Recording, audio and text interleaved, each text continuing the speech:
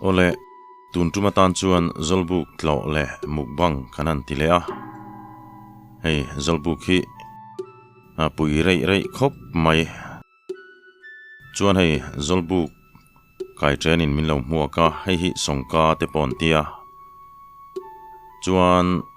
songka le hemi bo belin kar hi ok pakan tia hei hi bo bel chu ni mai ni thinglian an khorama thinglian theyang berle amar tha kha khotlang in an la thina ni bo bel tur hian chuan hei bo bel le songka in kar ok paka hi tlangwal ho in thiar na nia ong sura kham turania a hnuailama vokpui ne lo chang ve thunga chuan hei hi thingnoi fom hoina thingnoin keuna tura an siam sak ania naupangin ni tinin thingan keu ve thina ni zanlaman ai turania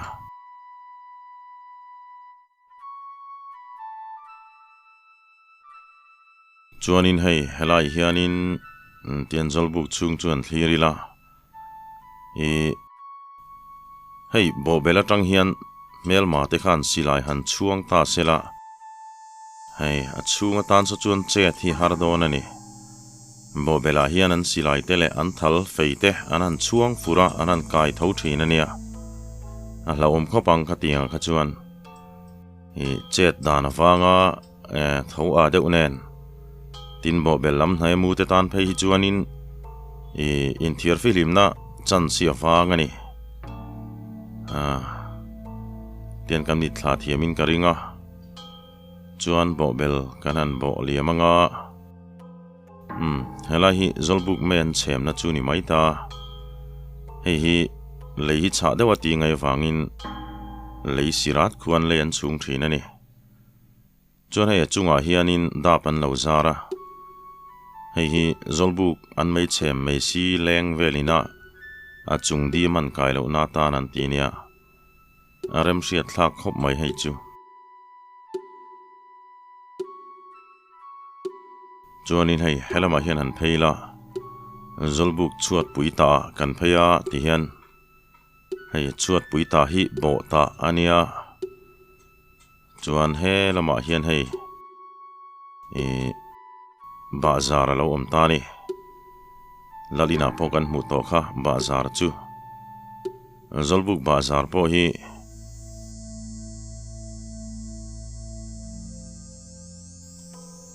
engematia valu pale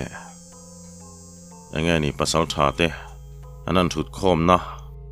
thupoi mo bik rel nga yang chi anan rel nan bik an mang thina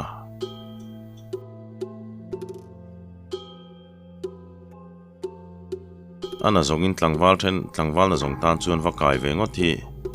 thil moi poni lawani chuan hei helai an mei chem na khania an mei chem na le hei helai inkar bazar inkar hi anin buan na an buan tual chu ni maya chuan hei zolbuk chuat puita hi kan soi tong khan thontu then khata khan hetian in buan hianin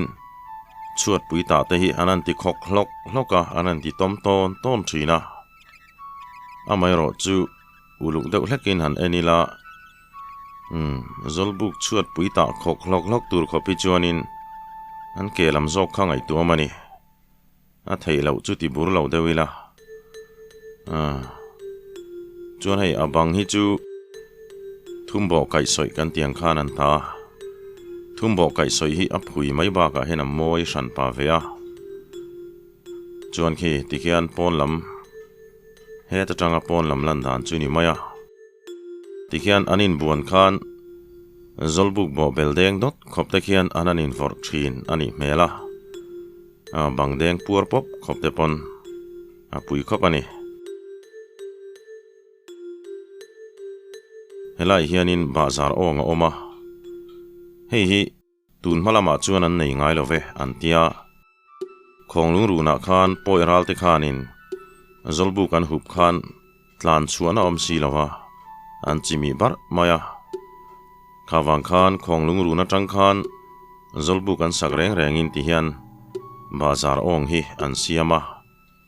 ralo lu thut po pu chua zung na turin tian an siamani hei hi tun malam zolbu ka chuna omlo an ti ni chuan hei buan tual hei helam bazar deng dot khop te hian anan vor a anan tlazi ar thin khania tlangwal hote zolbu ka hianin valu paten thu tha tin reng an sila anin zila then khat phei chu kut tho te pon an zila ni khotlang nun in kai hruaina ani helai mun hi nun in zir tirna in lama nu le paten an zil boka an hril boka zolbuka tlema chemoi lo deuh le lo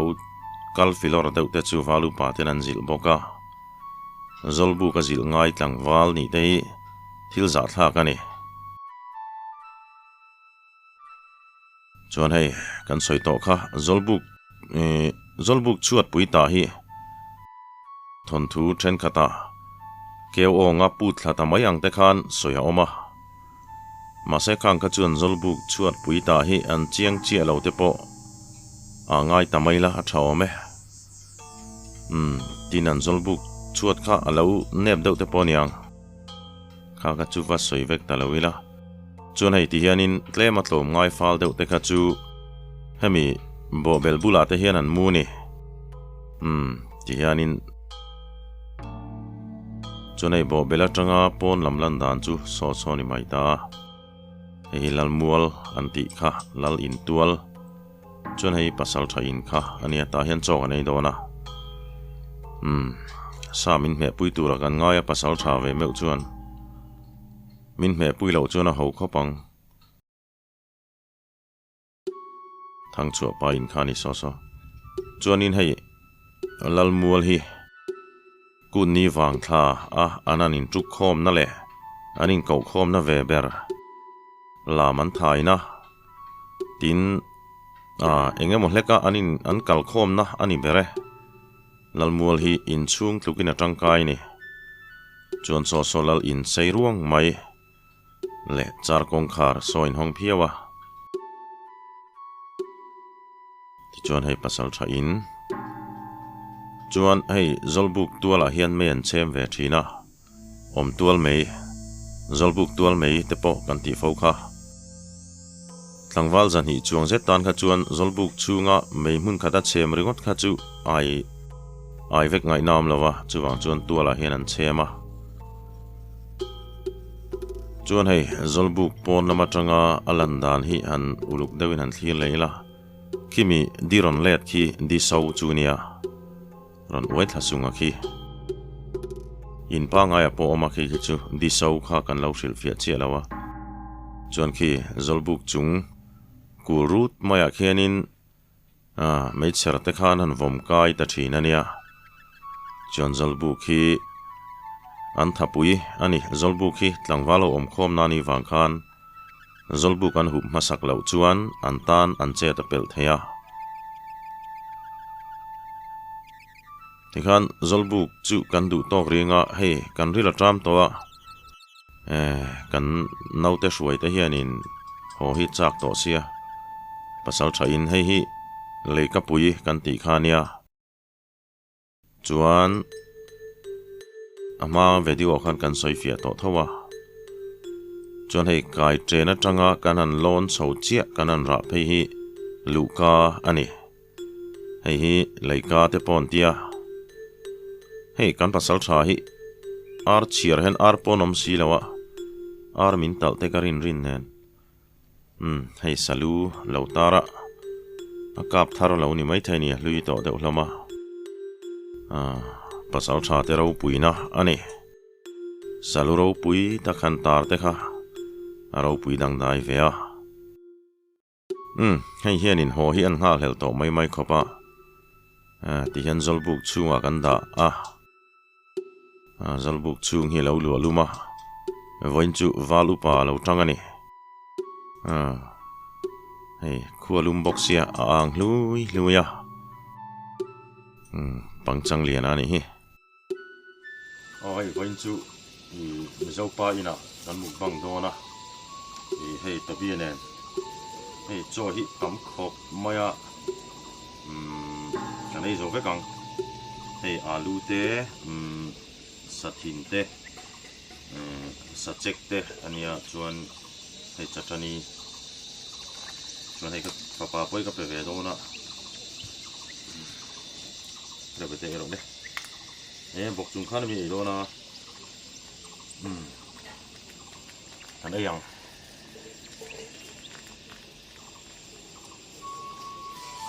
tian pasal tha ina cho kan fa ka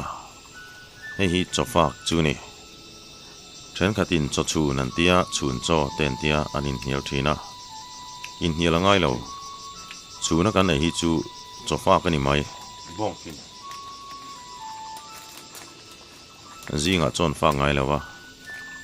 zana po chon fa ngai lawa chu na hetia cho kan ei hi cho fa ka ni kan soi tuang khanin hei zo khuwa falcon zo khuwa kan an tlowa tingtlang ani lo nia falcon zo khuwa ania tunma kan pi le pu ta hun laia an khosak na mun ang theyang ber tura an siam ania amai ro chu du tu sama chu na fam kim tok lova khum pui da na tura te po khuma om lova tin lal sut pui po kha a om lova ni hemilal ina hian sut pui mu mal takin an da lova azau metin thuk panin lo chepa katilang vek du talawa katiang khan lal sut pui kan an ti te kha poi mo te lul nen lal sut pui po lang mu mal lovin ti khanin thuk panian lo chepa banglai pani an siama kha ka chu ani phung turani che lawani nge ni ari ruang kan hriat na tur atan khanin ani deuh maya tin kan soi tuang khan khosang sanga hian engemaw ti danin ang lo zeu le aming lam rik dan han in ang lo zeu te po a om karing chuti rual chuanin hei voina kan kalna bi ka hi chuanin aming shelo te pona an hriat theina turin an lo ziak shama maro chu mizo te hi kan kuthi hlei khopa an zia then khat chu then khatin an lo pot thla moni soi chuar che deuh te na lo oma apoi katia ahum hal tu ni lova ati che tu ni hi nga tinge kan la chak jok cheu mai ni hei chu kan nam kan la chang kan tok lo wang te po ani pakhatang chu trong thleng po hian ania hum hal ai chuan kan pi pu te tong siam rem le siam that te hi kan la tui zo ka om zia nei love ti wang mai ten thil ming te kan thla ka tin kan pi pu te tong kau che po thla kan nei nual ani apoi katia kei hum hal hi ka du dan zo ka ni om zia kan hriat lo wang emo voini tanga kan thlir le ta an lo mang dik lo ani ti vel wang mai maya kan pi pu te tanga kan tong kan han ti dang lam engemaw kual vel hi chu apoi hei chu poi hei tobi hi nia arana nia ui ama hi engemi zo ui kan tiang khani lawa Siberian husky kan tiang chi vuram ching nia kan tiang kha an nia heng ho hi hei ulfan em hi nie arana nia adika then khat chuan in lo ten deuh mai theya a om lo mi lo ania in lo ngai thei vak lo ni pon ma se ke ni chu ni tina hetia in zui le in ngeng reng ina po ngai sak lo deuh chuan ti taw mai ngai sak reng ngai biak reng ngai chai pe chuan pe chu ngani mai hei sachek mualung thu sachek ania pungai siam atui khop mai thian ho pon sachek right te pok an vanei to darzi ka te honen nia han soile lokila rem chang han la lokila kan pi le pu te mun ma ang chi thil hlui kan tiang tak tak hi chu a original hi mu turom to me olawa tian art and culture lamin thang le thar ten kan pi le pu te mun ma te kan mu theina turin tian an thei pato pin ang theyang ber turin tian an siama chuti kara chuan hei zo khuwa hi falcon zo khotlo thin po hi an om deuh renga in chung bungrua a lo khoi tral te lo ti che ram te khi helai cherbel po khi akia i atiang hi amak khop mai soita kan khan hatia ena du tok tamai lova han khoi chin kharte han choi chin deuh kherte khatiang kha kan la om tlata khi khuma pon pui pha te po khi ani dan turani lawa khi tikhanin han khoi chin thul te po khi achia chuan da sain karing lo han phur chine mo han hong chin vel engtina mo han ti chin vel hi an om karinga ani mel tat om dana khian tin bol ho pai konga ma kan so na ngai bok kan ve du ma sa ka soito sprite bur tele tin kan thil in na kok buru kang chi te kan na the mai dewa hei chu changkan sandai turani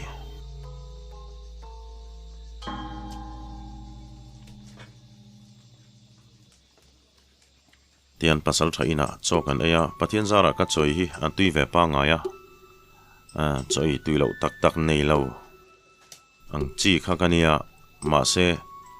ei ngek mai ei treu ang chi hi chu ka ti ngai lawa zo kana choi chi tui ve pa ngai ni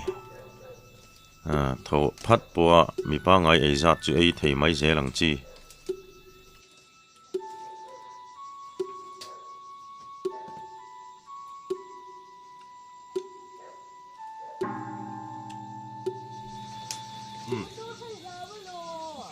tui khop me sẽ tầm lu tu ga mi mục băng chưa là ấy số vết chỉ na mà thế ấy số lẩu để bằng hay chú các bùa được chưa nên các họ thấy là bằng cho hay các phật bài để nuôi bò cá vậy các ba này là các đủ thọ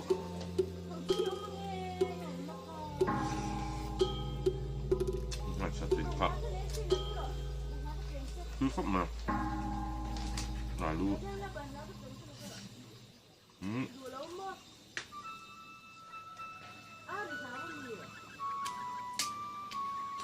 cái từ trong này mấy rồi sao bye bye hay hiền hồ hiết chạc em rồi ngon tỏ mày à ba cả lấy roll hơn lâu cả là chú nó tìm học lệ bốc à thì anh in zolbuk chung po kha soi mai le engem po kan nei karinga tin thil hi hriat dani nang lo te po a omang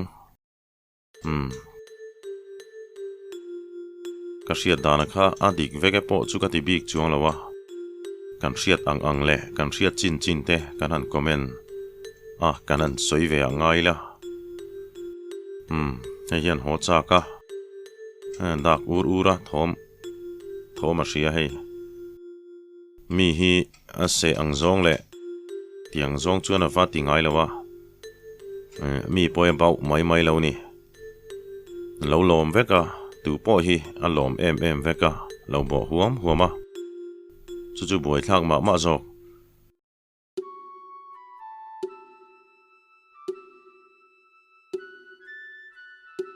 kan soita kan khan kan hlut dana zirin heng thil te po hi ti zel kan tumanga amun ma hi falcon zo khuwa kan ti to kha hei ain kol tu hi kan umhuaka kan khopania ani hian phal takin ti hian min lo thla te min lak tira achunga po kalom tak zet ani damte kanom chuan chip chiar zokin rei ek zo khuwa kan fangle don nia